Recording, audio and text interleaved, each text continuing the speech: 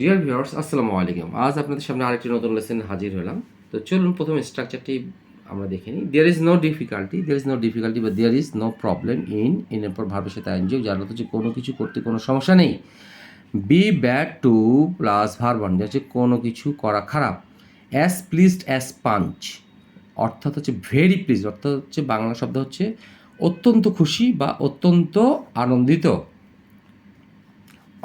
Only too pleased, to plus verb one এর অর্থ হচ্ছে very happy to do something অথবা উইলিং টু ডু সামথিং, অত্যন্ত খুশি বা অত্যন্ত আনন্দ কিছু করার জন্য। তো এই শব্দগুলো বা এই ফ্রেজগুলো বা স্ট্রাকচার যেটাই বলি না কেন, আমরা এগুলো ব্যবহার করে কীভাবে সুন্দর করে বাক্য রচনা করতে হয় তা জেনে নেই।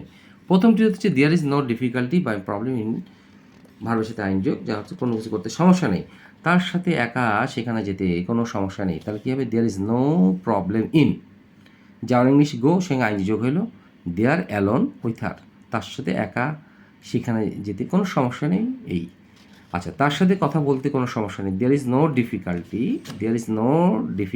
বা there is no problem in, দুটোর সাথেই বসবে। There is no difficulty in বা there is no problem in talking to her, তার সাথে কথা বলতে কোনো সমস্যা নেই।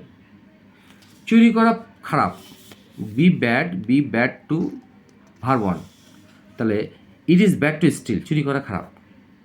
পরীক্ষার নকল করা খারাপ, it is bad to copy in the exam হচ্ছে পরীক্ষার নকল করা। আচ্ছা, এখন আসি অ্যাজ প্লিজড অ্যাজ পাঞ্চ অথবা ভেরি প্লিজ, যার অর্থ অত্যন্ত খুশি বা আনন্দিত। অর্থ হচ্ছে তাকে বিয়ে করতে পেরে আমি অত্যন্ত আনন্দিত, তাহলে I am as pleased as punch, খুব খুশি। To take her into marriage, হ্যাঁ, টেক সামবডি ইন্টু ম্যারেজ, এর অর্থ হচ্ছে বিয়ে করা, অর্থাৎ ম্যারি, যে কোনো একটু ব্যবহার করা যেতে পারে। I am as please as punch to take her into marriage, অথবা I am as pleased as punch to marry her, আচ্ছা, only too pleased, to plus verb one, অথবা very happy to do something অথবা willing to do something, অত্যন্ত খুশি, অত্যন্ত আনন্দ কিছু করার জন্য। তো লোকটিকে সাহায্য করতে পেরে আমি অত্যন্ত খুশি। I am only too pleased to help him, মানে তাকে সাহায্য করতে পেরে আমি খুবই আনন্দিত, মানে আমি খুব ইচ্ছুক তাকে সাহায্য করতে পেরে, মানে খুশি বা আনন্দিত হয়েছি, এরকম একটু অর্থ প্রকাশ করতে এই ফ্রেজটি ব্যবহার করা যেতে পারে।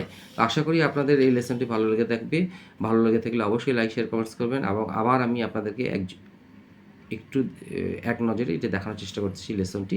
আশা করি আপনারা ভালো করে দেখবেন এবং বারবার করে এই ধরনের ট্রান্সলেশন করার চেষ্টা করবেন বাসাতে, হ্যাঁ। এবং লাইক, শেয়ার, কমেন্টস এই কারণেই করবেন যাতে করে আপনাদের এই লেসনটি আপনাদের মাধ্যমে অন্যজনের কাছে দ্রুত পৌঁছায়। আর আপনাদের কোনো জিজ্ঞাসা থাকলে অবশ্যই কমেন্ট বক্সে সেটা জানাবেন। আসসালামু আলাইকুম।